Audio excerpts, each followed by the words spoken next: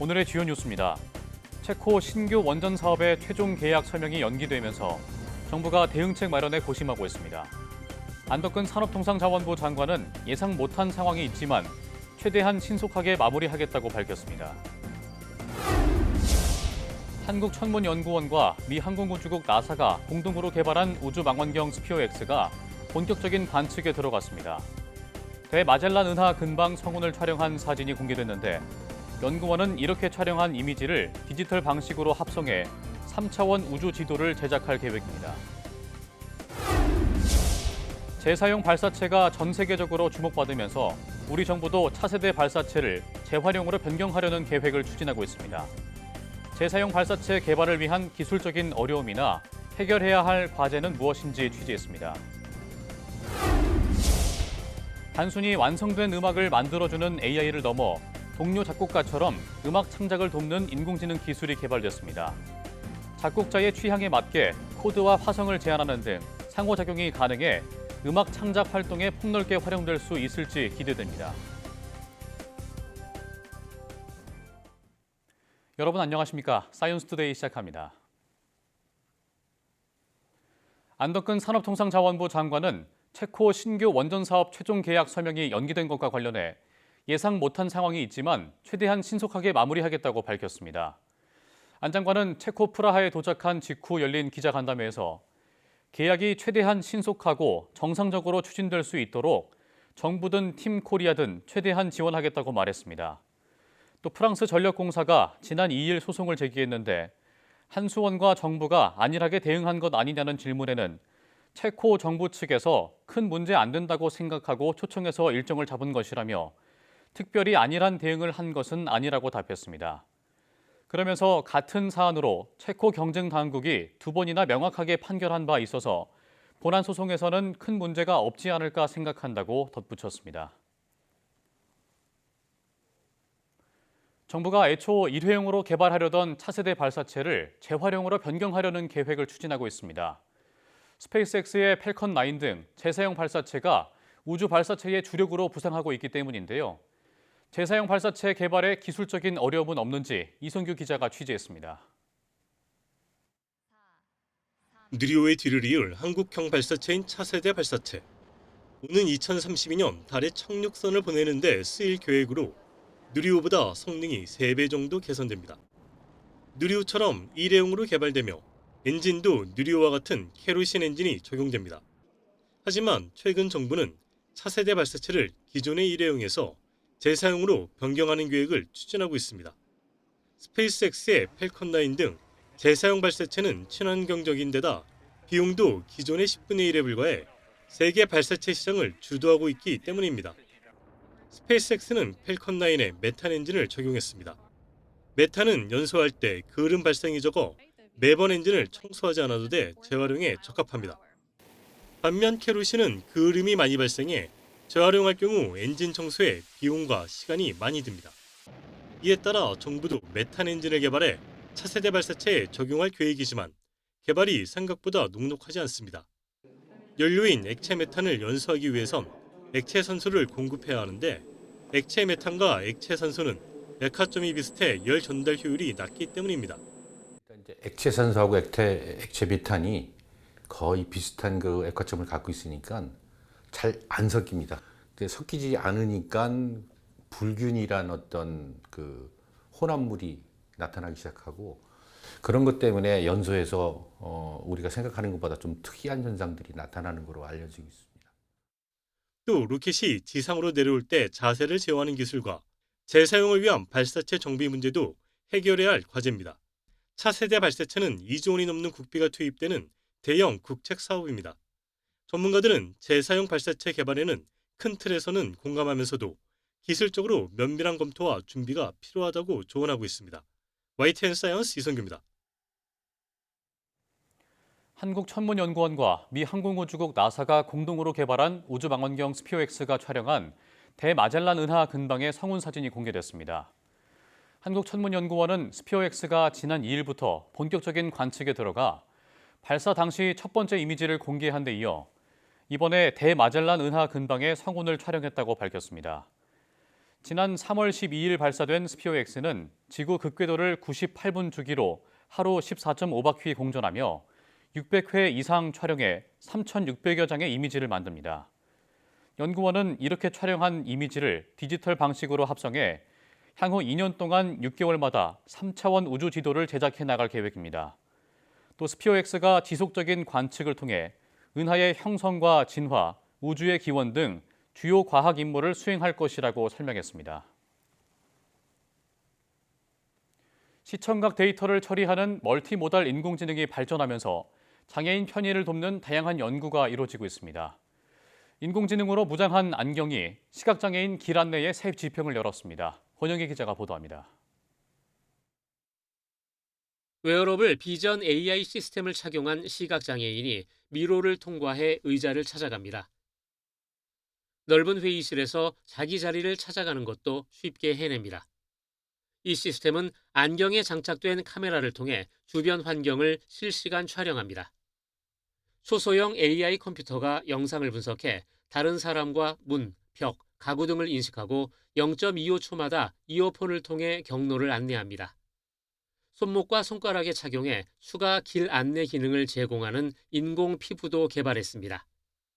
여기에도 자체 카메라 시스템이 장착돼 장애물이 접근하면 진동으로 알려줍니다. 시각장애인을 대상으로 한 다양한 테스트에서 지팡이를 사용할 때보다 이동거리와 길찾기 시간이 평균 25% 개선된 것으로 분석됐습니다. And yes, you can use a guide dog, you can use a cane, but ultimately the ability of a camera mounted on glasses to feed information to you via both your ears and by haptic feedback is just a massive step forward. 이 기술은 청각과 촉각 피드백을 결합해 시각장애인에게 주변 상황을 계속 인식시킨다는 점에서 매우 독창적입니다. 연구진은 이 장치를 더 가볍고 작게 만들기 위해 디자인을 개선할 계획입니다. We hope that in the future, maybe we can get a very small camera, something like the contact lens. Right? If we make the camera on the contact lens, okay, we put it in the eyes. Nobody will tell this people is blind. 구글 글라스를 이용해 파킨슨병 환자들의 소통을 돕고 웹캠 AI로 청각장애 아동의 수어 학습을 돕는 플랫폼도 개발됐습니다. AI 발전과 함께 의료용 웨어러블 기술도 빠르게 성장하고 있습니다. YTN 권영입니다. 동료 작곡가처럼 음악 창작을 돕는 인공지능 기술이 개발됐습니다. 카이스트 전기 및 전자공학부 이성주 교수 연구팀은 사용자의 창작 흐름을 존중하고 이를 기반으로 유연하게 아이디어를 제안하는 등 상호작용이 가능한 AI 기반 음악 창작 지원 시스템 어뮤즈를 개발했다고 밝혔습니다. 연구팀은 어뮤즈에 특정 문구나 이미지, 사운드 클립 등 다양한 형식의 영감을 제시하면 이를 바탕으로 어울리는 코드 진행이나 화성 구조를 생성하는 등 사용자의 작곡 활동을 지원한다고 설명했습니다. 또 음악가들을 대상으로 실험한 결과 어뮤즈가 단순한 음악 생성 AI가 아닌 사람과 협업하는 창작 동반자로서 가능성이 크다는 평가를 받았다고 덧붙였습니다. 지난해 미국에서 AI와 대화를 나누던 청소년이 숨지는 일이 벌어져 커다란 충격을 안겼는데요. AI와의 상호작용이 인간의 정서에 어떤 영향을 미치고 있는 걸까요? 고한석 기자가 취재했습니다. 지난해 2월 28일 미국 플로리다에서 14살 소년이 스스로 목숨을 끊었습니다. 소년의 어머니는 아들이 캐릭터 AI와 1년간 나눈 대화가 죽음을 부추겼다며 구글 등을 상대로 소송을 냈습니다. It increasingly got worse in terms of him not being interested in his academics, which he always was before.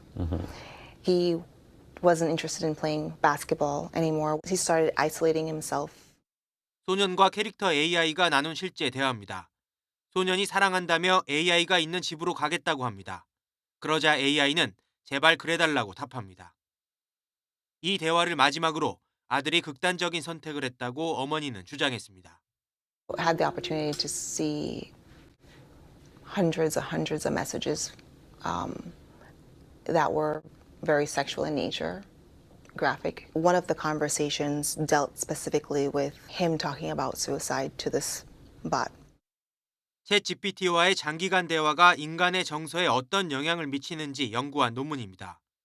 사용자 4,000명, 400만 건 이상의 대화를 분석한 결과 채팅을 장기간 사용하면 오히려 외로움이 증가하고 챗 GPT에 대한 감정적 의존이 생기는 등 여러 부작용이 나타납니다. 캐릭터 AI의 유해성을 다룬 또 다른 논문입니다. 챗 GPT에 아돌프 히틀러 같은 악한 캐릭터를 부여했을 때 유해성이 6배 증가하는 것으로 나타났습니다. 자녀가 또 학생이 인공지능 도구를 어떤 걸 쓰고 있는지 또 얼마나 오래 사용하는지 이런 것들을 체크를 하셔서 항상 가이드를 해주시고 올바른 기준을 마련을 해주시는 게 바람직하다고 생각을 합니다. AI의 편리함과 유용성은 인간과의 상호작용에서 비롯합니다. 하지만 지나치게 의존적인 상호작용은 커다란 도구로 변할 수도 있습니다. AI 개발사에 더 엄격한 윤리적 책임이 요구되는 이유입니다. YTN 권석입니다. 시력이 좋지 않아 초음파를 통해 주변을 파악하는 박쥐는 어떻게 물을 마실까요? 포식자들의 공격을 피하면서도 신속히 수분을 섭취하는 박쥐의 생존 전략을 영상으로 함께 보시겠습니다. 박쥐 한 마리가 힘차게 날갯짓을 합니다. 바닥에 붙을 정도로 고도를 낮추더니 물을 마시고 다시 날아오릅니다. 미국 코넬대 생물환경공학과 교수팀과 버지니아 공대 연구팀이 함께 프렛 둥근잎 박쥐 2마리와 관 박쥐 4마리를 대상으로 실험했습니다. 연구팀은 박쥐들이 날아다닐 수 있을 만큼 넓은 실험실 공간에서 6시간 동안 물을 공급하지 않은 뒤 물 웅덩이를 제공했습니다. 그랬더니 박쥐들은 물가나 물속에서 안정적으로 물을 마시지 않고 수면에 근접해 날면서 물을 핥아 마시는 것으로 나타났습니다. 보통 수면 위로 날면서 몸의 일부를 적신 뒤 나중에 핥아 먹는 배 담그기 방식을 사용하는데 또 다른 방식이 포착된 겁니다. 이 과정에서 박쥐는 물을 마시기 위해 머리를 숙이는 대신 날개의 각도를 높여서 비행 중 몸의 균형을 잡았는데요. 비행도 수분 섭취도 어느 것 하나 놓치지 않으려는 박쥐의 모습을 엿볼 수 있습니다. 연구팀은 박쥐의 이런 행동이 지면에 머무는 시간을 최소화해 포식자의 공격을 피하기 위해 진화된 것이란 해석을 내놨습니다.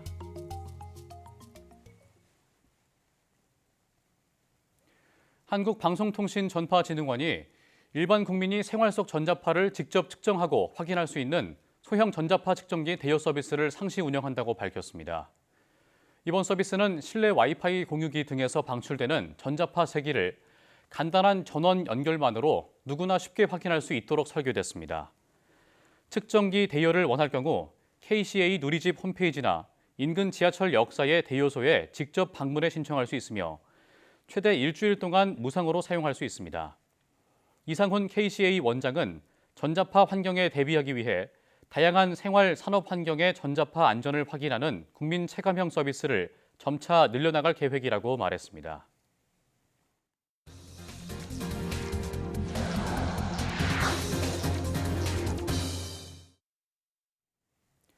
해킹 사태로 물의를 빚은 SK텔레콤은 유심 보호 서비스 적용이 가능한 고객 100%가 가입을 완료했다고 밝혔습니다. SK텔레콤은 해외 로밍 중이라 서비스 가입이 어려운 100만 명 정도를 제외하면 모든 가입자에 대해 자동 가입을 완료했다며 이같이 밝혔습니다. 또 유심 보호 서비스와 로밍 중복 이용이 가능한 유심 보호 서비스 2.0이 적용되면 오는 14일부터는 로밍 이용자들도 유심 보호 서비스가 자동 업그레이드 될 거라고 덧붙였습니다.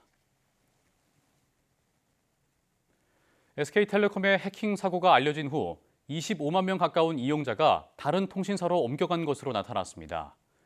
통신업계 자료를 보면 SK텔레콤 해킹 사태가 확인된 지난달 22일 이후 지난 6일까지 SKT에서 다른 통신사로 이동한 가입자는 모두 24만 8,069명으로 집계됐습니다. 같은 기간 다른 통신사에서 SK텔레콤으로 이동한 경우를 합해도 이용자 20만 7,897명이 순감한 것으로 파악됐습니다. SK텔레콤 해킹 사고와 관련해 최태원 SK그룹 회장이 직접 공개석상에 나와 대국민 사과문을 발표했습니다. 하지만 해지 위약금 면제와 관련해선 아직 이사회 논의가 진행 중이라며 뚜렷한 답변을 내놓지 못했습니다. 최태원 회장의 말 직접 들어보겠습니다. 최근 SK텔레콤의 사이버 침해 사고로 고객분들과 국민들께 불안과 불편을 초래했습니다. SK그룹을 대표해서 사과드립니다. 고객의 불편이 없도록 해결되었으면 한다는 생각은 있습니다. 하지만 이것은 이용자의 아마 형평성 문제와 법적 문제 등을 같이 검토를 해야 되는 것으로 알고 있고, 현재 SK텔레콤의 이사회가 이 상황을 놓고 계속 논의 중에 있습니다. 그래서 그 논의가 잘 돼서 좋은 해결 방안이 계속 나오기를 저도 기대하고 있습니다. 제가 이사회 멤버가 아니다 보니 드릴 수 있는 말씀이 여기까지인 거 양해해 주시기 바랍니다. 국토교통부가 오는 2028년을 목표로 수소열차 상용화를 준비하는 수소전기동차 실증 연구개발 사업에 본격적으로 착수했다고 밝혔습니다. 우리 수소열차의 글로벌 경쟁력 확보와 조기 상용화를 위한 기술적, 제도적 기반을 마련하는 게 목표로 사업비는 오는 2027년까지 모두 321억 원이 투입될 예정입니다. 수소열차는 수소 저장 용기에 저장된 수소를 연료 전지에 공급해 전기를 생산하고 전동기를 구동해 추진력을 얻는 미래형 친환경 열차입니다. 최근 SNS를 통해 중요한 날을 위한 특별 케이크를 주문 제작하는 소비자가 늘고 있습니다. 사진을 그대로 케이크에 인쇄하거나 꽃으로 화려하게 장식한 케이크 등이 인기인데, 사용이 불가능한 인공 색소가 케이크에 사용되거나 꽃에서 농약이 검출되는 등 문제점이 발견됐습니다. 오동건 기자가 취재했습니다. 사진을 그대로 옮긴 듯한 포토 케이크와 꽃으로 가득한 생화 케이크, 주문대로 만들어주는 케이크입니다. 최근 SNS 광고를 통해 널리 알려지며 특별한 날을 기념하려는 사람들이 찾고 있습니다. 그런데 일부 주문 제작 케이크에서 사용 금지 색소가 발견됐습니다. 포토프린트 케이크 2종에서 기준을 초과한 타르 색소가 검출됐고, 사용이 금지된 인공 색소 아조르빈까지 검출됐습니다. 10세 이하의 어린이들의 아조르빈에 노출이 되면 좀 과잉 행동 장애가 나올 수 있다는 그런 보고들이 있습니다. 한국소비자원이 검사한 15개 제품에서 병원균은 발견되지 않았지만 생화 케이크 취급 과정에서 문제가 드러났습니다. 이 생화 케이크의 경우에는 비식용 꽃이 케이크에 닿을 수 없습니다. 그런데 보시면 이렇게 꽃잎이 케이크 위에 뿌려져 있습니다. 더 큰 문제는 케이크 자체에선 농약이 검출되지 않았지만 이 꽃에서는 농약이 검출됐습니다. 한국소비자원은 케이크에 있는 장식용 꽃은 절대 먹어서는 안 된다고 당부했습니다. 또 문제가 된 케이크 제조 판매자에게 비식용 꽃의 취급 방법을 안내하고 사용 색소의 종류와 함량에 대한 개선도 권고했습니다. YTN 오동건입니다. 세계적으로 홍역이 유행하면서 해외여행 후에는 홍역 의심 증상 발현 여부에 관심을 가져달라고 방역당국이 당부했습니다. 지난 3일 기준 국내 홍역 환자는 52명으로 지난해 같은 기간 39명보다 1.3배 많습니다. 질병관리청은 홍역 유행 국가를 방문한 뒤 귀국 3주 안에 발열이나 발진 등이 있으면 마스크를 끼고 병원을 찾아 진료를 받으라고 권고했습니다. 홍역은 공기 전파가 가능한 전염성 강한 호흡기 감염병으로 발열과 발진, 구강 내 회백색 반점 등이 주된 증상입니다. 우리 국민 절반 이상이 장기적 울분 상태라는 설문 결과가 나왔습니다. 서울대 보건대학원은 지난달 전국 성인 남녀 1,500명을 대상으로 주요 감정과 정서 상태를 측정한 결과 응답자의 절반이 넘는 54.9%가 장기적 울분 상태로 조사됐다고 밝혔습니다. 울분의 정도는 사회가 공정하다고 믿지 않는 이들에게서 대체로 높게 나타났습니다. 정신 건강이 좋지 않다고 답한 이들 가운데서는 경쟁과 성과를 강조하는 사회 분위기를 원인으로 지목한 이들이 37%로 가장 많았습니다. 온라인으로 가공식품을 사는 가구가 10가구 중 7가구에 달하는 것으로 나타났습니다. 한국농촌경제원 조사 결과를 보면 지난해 온라인으로 가공식품을 산 가구는 72.3%로 1년 전보다 14.5%포인트 증가한 것으로 파악됐습니다. 특히 가구주 연령대가 20, 30대인 가구는 온라인으로 가공식품을 사는 비중이 각각 90.3%, 96.2%로 대다수를 차지했습니다. 가정 간편식을 구매한 경험이 있는 가구는 1년 전보다 10%포인트 늘어난 77.9%에 달했으며 만두, 피자류, 즉석밥, 소스, 양념류 순으로 구매 비중이 컸습니다. 65세 이상 고령 치매 환자의 자산이 국내 총생산의 6.4% 수준인 154조 원에 달하는 것으로 드러났습니다. 오는 2050년에는 3배로 급증할 전망인데 쓰이지도 못하고 잠자고 있는 돈이 늘면서 정부가 대책 마련에 나섰습니다. 임혜진 기자가 보도합니다. 재작년 65세 이상 고령 치매 환자가 보유한 자산, 이른바 치매머니가 154조 원에 달하는 것으로 조사됐습니다. 고령화로 인해 치매에 걸린 자산가가 늘어난 탓으로 우리나라 국내 총생산, GDP의 6.4%에 맞먹는 돈이 사실상 잠자고 있는 셈입니다. 치매머니는 우리나라보다 먼저 초고령 사회에 진입한 일본에서 유래한 개념인데 우리 정부 차원에서 전수조사를 한 건 이번이 처음입니다. 저출산 고령사회위원회가 국민건강보험공단, 서울대 건강금융센터와 함께 건강보험 청구 자료를 토대로 분석했는데 조사 결과 치매머니는 갈수록 더욱 가파르게 늘어날 거로 전망됐습니다. 우선 초고령화에 따라 우리나라 치매 환자는 지난 2023년 124만 398명에서 2050년 396만 7천 명으로 급증할 전망으로 이에 따라 치매머니도 2023년 기준 GDP의 6.4% 수준에서 꾸준히 늘어 2050년 GDP의 15.6%인 488조 원까지 늘어날 것으로 추산됐습니다. 이렇게 잠자는 돈은 1차적으로 제3자에 의해 무단으로 사용되거나 사기 등에 노출되는 등 범죄의 표적이 될 수 있습니다. 무엇보다 가계 자산이 소비와 투자로 순환되지 않아 경기의 활력을 떨어뜨리고 사회 경제적으로 막대한 손해가 생깁니다. 이런 이유로 저출산위는 이번 조사를 시작으로 매년 치매머니 현황을 파악하는 것은 물론 치매 공공후견 확대와 민간신탁 제도 개선 등을 통해 치매 고령자의 자산관리 대책을 마련할 계획입니다. YTN 임혜진입니다. 지난 5일 낮 1시쯤 경북 포항 호미곶 앞바다에서 길이 7m가 넘는 밍크 고래가 잡혔습니다. 해경의 조사 결과 이 고래는 길이 7.67m에 둘레 4m로 불법 포획 흔적이 없는 것으로 확인됐습니다. 해경은 고래를 위판장에 넘길 수 있도록 처리 확인서를 발급했고 경매에서 7,600만 원에 낙찰됐다고 밝혔습니다. 다음 달 대선을 앞두고 건설사들이 아파트 분양에 속도를 내면서 이번 달 전국 아파트 분양 예정 물량이 올해 최대를 기록했습니다. 부동산 R114에 따르면 5월 전국에서 분양이 진행될 예정인 아파트는 모두 29개 단지, 23,197가구로 올해 최대 수준입니다. 대선 기간 선거에 관심이 집중돼 분양 홍보 효과가 떨어지기 전에 건설사들이 분양을 서두르고 있기 때문으로 풀이됩니다.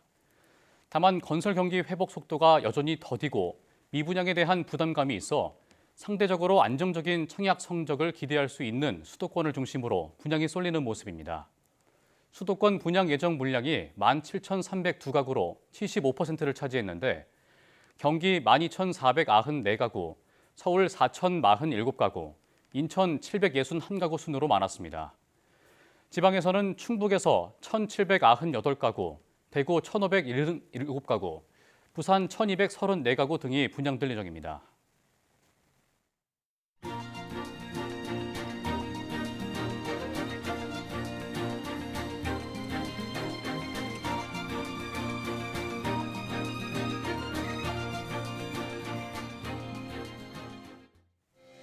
전해드린 것처럼 세계적으로 홍역이 유행하고 있습니다. 특히 이번 연휴 동안 해외 다녀오신 분들은 홍역 증상이 있는지 잘 살피셔야겠는데요. 잠복기 이후에 발열과 발진 등 증상이 나타난다면 꼭 병원 진료를 받으시고 더 큰 피해가 없도록 예방해야겠습니다. 뉴스 마칩니다. 고맙습니다.